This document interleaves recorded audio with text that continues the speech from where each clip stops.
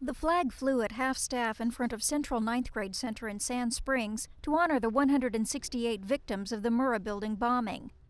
Inside, Randy Shaw used the bombing's 15th anniversary and a few blurry photos on the overhead projector to give his students a one-hour lesson about an act of domestic terrorism that happened close to the time many of these students were born. He explained why the Murrah building was chosen. It came down to it was an easy target.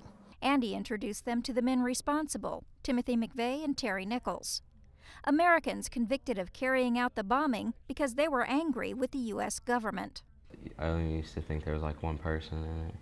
Yeah, I have a question. Were they related or like? No, they actually met in the Army. Since Shaw became a history teacher 11 years ago, he's seen a steady decline in what students know about the day that changed Oklahoma and the U.S. forever.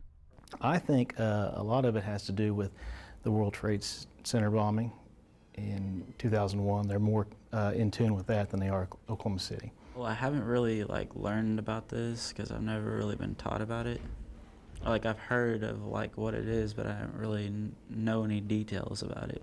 I think it's sad that my class knew so little about what happened, and it happened in our state, and we probably know more about the Twin Towers than this.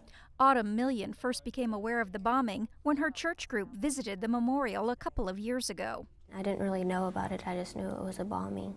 And I went there and I saw it, and it really changes it from when you go. How so?